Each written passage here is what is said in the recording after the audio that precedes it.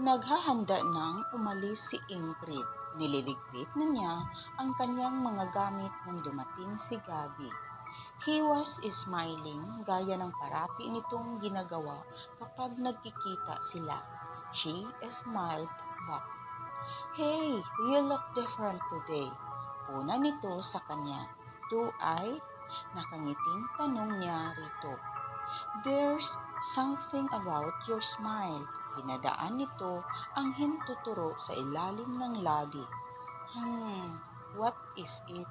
"I just feel so good today, Gabby." "Wow, that's something. Care to tell me why?" Hindi na nabura ang ngiti sa mga labi nito. "May gagawin ka ba ngayong gabi?" Tanong niya nito. "Wala naman, bakit?" "Let's go clubbing, my treat." Nakangiting sabi niya. "Wait a second, just wait a freaking second. You want to go clubbing tonight?" Ibinukas sara nito ang bibig na tela may sasabihin na hindi naman malaman kung paano sasabihin. "Oh, na yan ha," nakatawang sabi nito. "This is so great, let's go." Kinuha nito mula sa kanya ang bag niya at inalalayan siya nito palabas ng library hanggang sa sasakyan nito. Ilang saglit pa ay nakauwi na sila. Doon na sila nag-dinner. Pagkatapos ay naligo siya at nagbihis. Isang orange red na damit na hanggang tuhod ang haba at spaghetti strap ang napili niyang isuot.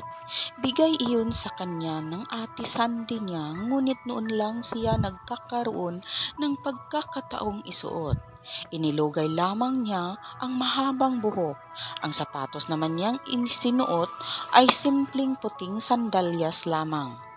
Pagbaba niya sa sala ay nakita niyang nagkatinginan ang kanyang mama at ate, kapwa hindi nakapagsalita. "Let's go, Gabi." Untag niya rito na nakatingin lamang sa kanya. "Ha? Oh yeah, paano, ma, ate?" Paalam nito. "Sige, enjoy yourselves," anang ate niya. "Ingat," sabi naman ng kanyang mama. Nang nasa sasakyan na sila nito, ay mataman siya nitong tiningnan. "I'm sorry for the cliche, but really, Inga, you look wonderful tonight." "Thanks. You look good too." "Thanks." Nang makarating sila sa dance club ay marami ng tao roon. Wala na halos libreng misa kaya sa bar na lang sila naupo. Nakatingin lang ito sa kanya at tila ba siyang-siya na pinagmamasdan siya. "Why are you staring at me like I'm some sort of an alien?" Natatawang tanong niya rito.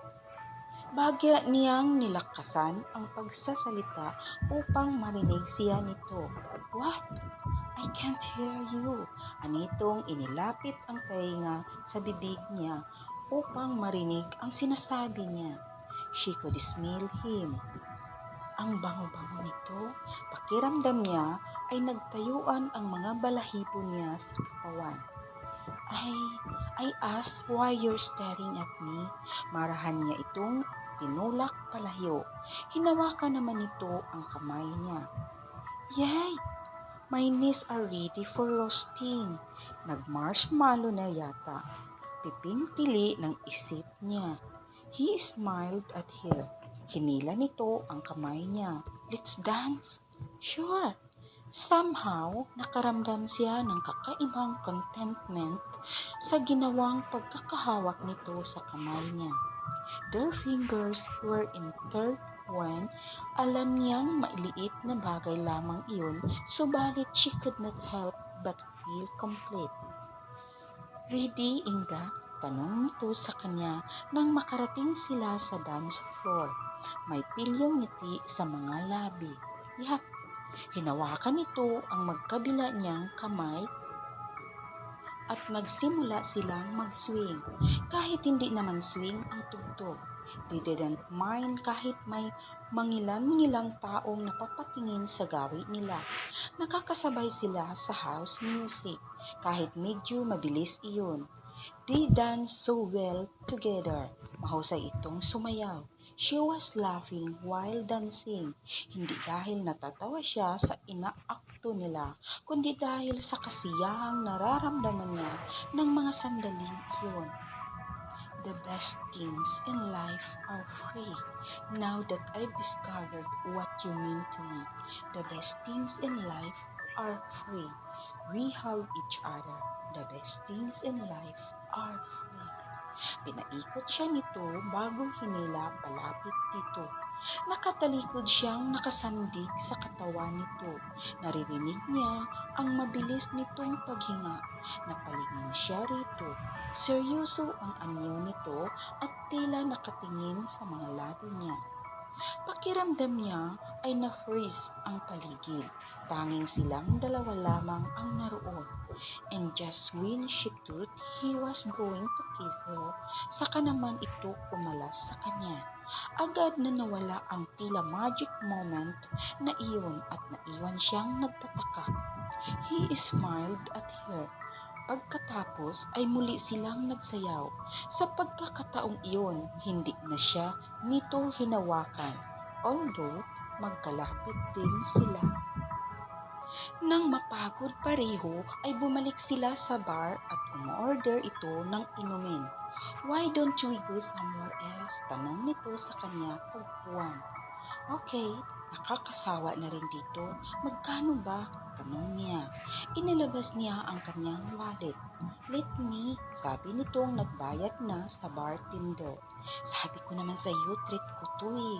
Sa halip na sumagot ay giniya siya nito palabas.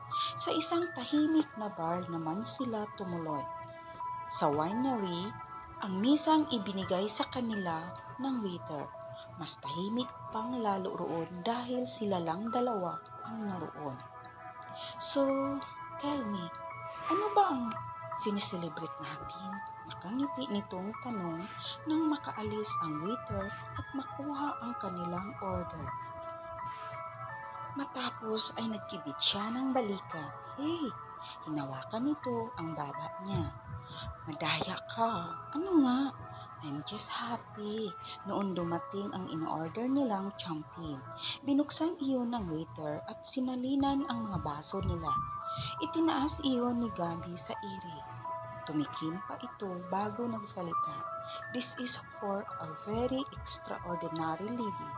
Ladies and gentlemen, sabi nitong animo maraming kausap na panauhin. We do not really know why we're here, but of course, we understand. Cheers! Gabi, hinilat niya ang kamay nito. Ano ka ba? Sige na nga, sasabihin ko na. Well, I saw my ex-boyfriend the other day. Panimula niya.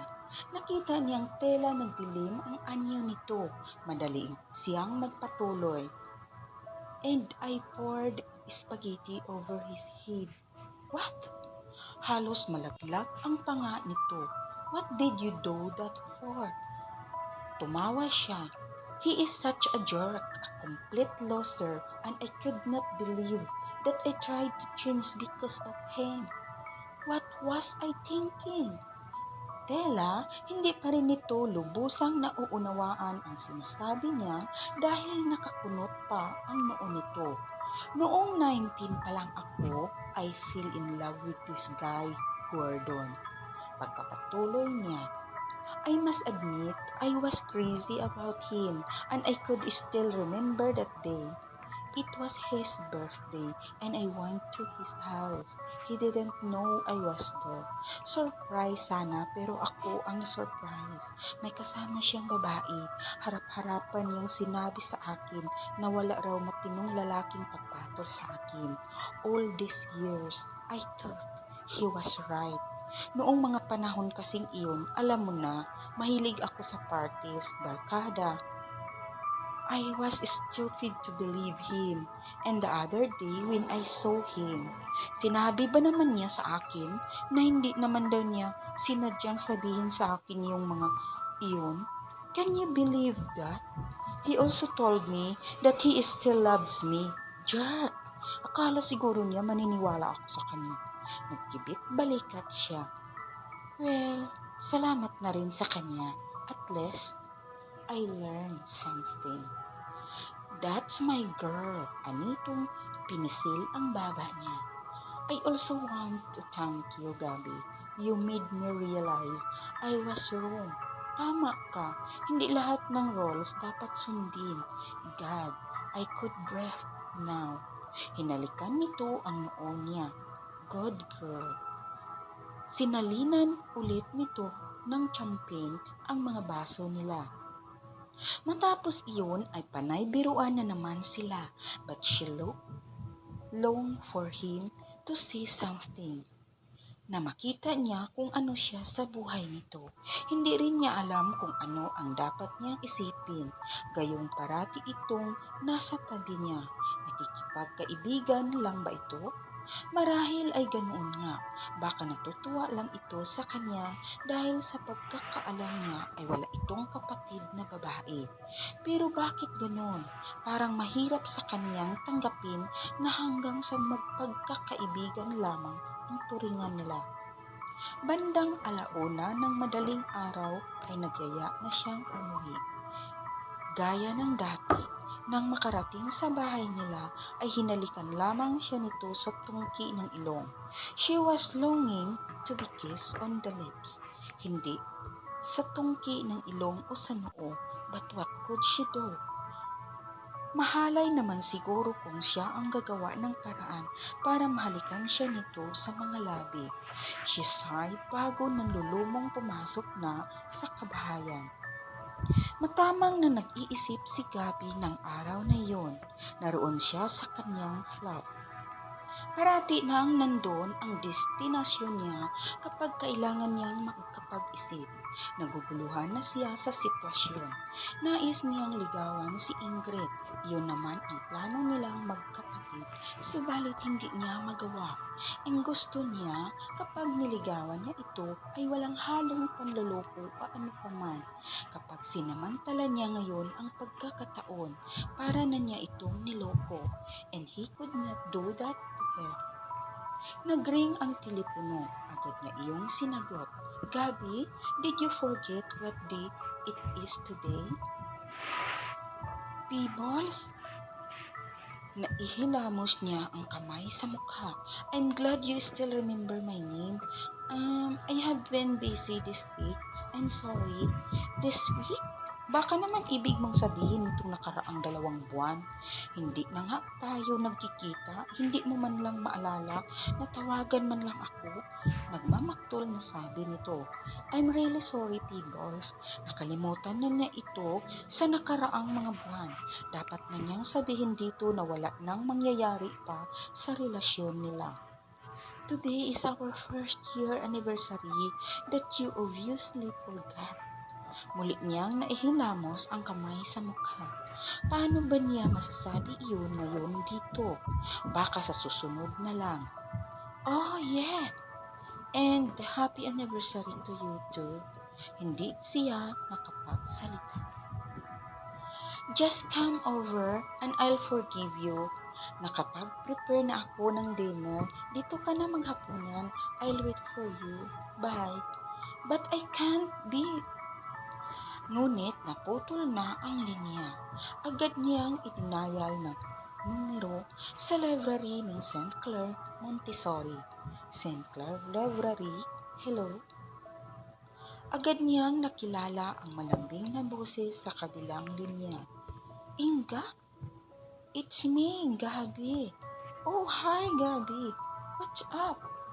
Look, Inga, I'm really sorry, but I can't pick you up this afternoon. Hindi rin ako makakapag-dinner sa inyo gaya ng sinasabi ko kay Mama. Something came up. Oh, sige, sasabihin ko na lang kay Mama, but I promise to make it up to you. Okay, bye. Bye. Nagmamadali siyang nagpunta sa forest bago dumiretso sa apartment ni Peebles. Sinundo si Ingrid ni Gabby ng sumunod na araw. Kulang na lamang ay yakapin niya ito nang makita niya. Isang araw lamang niya itong hindi nakita ay na-miss din niya ito ng husto. I'm really sorry about yesterday. Hinging paumanhin nito. It's okay. Wala ka namang obligasyon. Sunduin ako parati. Pinadaan nito ang hintuturo sa pisngi niya bago ngumiti. Let's go. Tara na. Nang makarating sa kanila, nakita niya na sa sala ang mama niya, ang ate Sandy niya at ang maging si Frank ay naroon. Binati ni Gabby ang mga ito bago naupo sa sofa. Nagpaalam siyang aakyat muna para magpalit ng damit. Pagbaba niya ay masayang nagkukwentuhan ang mga ito. Ingrid, iha! Niyaya namin itong si Gabby sa Friday. Saan ma? Sa tita Nili mo, muntik ko na ngang makalimutan. Fiesta roon sa darating na linggo. Biyernes ng hapon ang alis natin. Oo nga pala. So Gabby, sasama ka ba?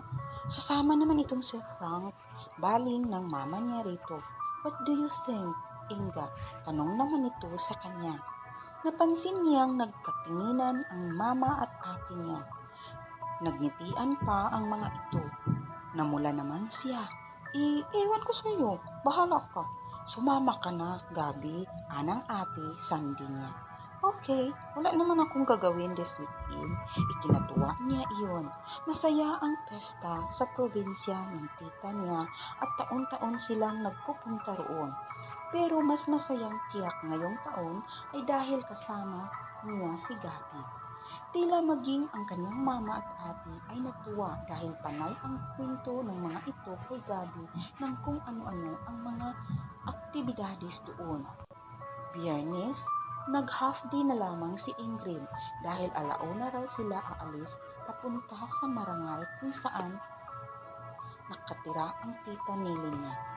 3 oras lamang naman ang biyahe nila subalit medyo hindi pagaanong maganda ang kalsada patungo roon kaya nakakatakot din kapag inabot sila ng dilim sa daan.